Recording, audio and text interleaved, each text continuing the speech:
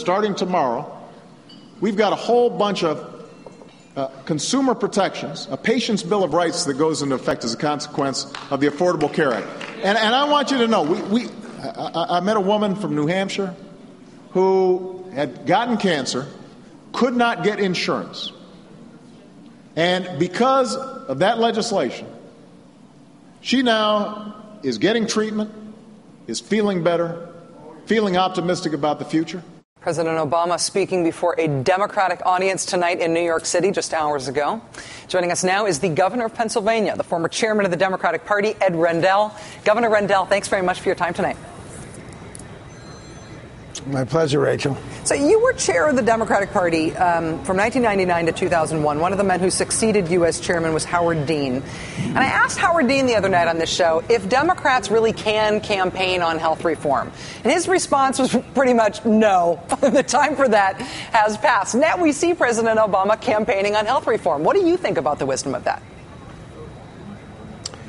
I think it's a smart move because I think the health care reform bill was popular when you broke it down into segments. It got spun out of control, and people don't like the concept or the idea, but they like the individual stuff. I was in Pittsburgh today at a senior center talking about the $250. I'm in Harrisburg tomorrow with some 24-year-olds who are now being covered through their parents. They lost their jobs, but they're covered by their parents. People see that stuff and they say, oh yeah, the high-risk pool. The pre-existing condition. And for small businesses, the Republicans have been saying, absolutely lying, saying this is going to drive up costs for small business. Well, in Pennsylvania, there are 150,000 small businesses under 25 employees. If they give health care to their employees, they're going to get a 35% tax credit this year for the money they laid out this year. It's going to be a big help to small business. We ought to be talking about these individual things. They're all very, very popular. And to boot with, and you and I have been talking about this, and by the way, we can't say that this makes health care suck a little less. It actually is good stuff. Not to criticize the host, but it's good stuff, and we should be talking about the good stuff that the stimulus bill has done. It's avoided another perhaps 1.8% unemployment. That's what the CBO says we'd have if it wasn't for stimulus. We should be talking about all these things. We've been scared. We've been hiding behind shower curtains. It's time to get out there and campaign about the good stuff we've done. And also, as I said on your show a while ago, about the fact that the opposition is being influenced more and more by wackos. Michelle Bachmann says the first thing they're going to do if they get control of the House is issue subpoena after subpoena, have investigation after investigation. Darrell Issa, who's going to be the chairman, says that's exactly what they're going to do. That's exactly what Americans don't want. And we ought to be telling people, and our base ought to wake up. And anybody who's watching this show who thought they might not vote because they're a little disappointed over this and a little disappointed over that, get over it. The stakes are huge. We got to get out there and vote. Well, let me ask you about how the sort of rubber hits the road on that political advice in a specific campaign. In the race to succeed you as governor of Pennsylvania, the Democrat is Dan Honorato. The Republican is your state's attorney general, Tom Corbett. Tom Corbett has a ridiculous record on health reform. He filed suit as attorney general to say it was unconstitutional, trying to stop it. And now on his campaign website, he's talking about all the wonderful opportunities it offers for Pennsylvania.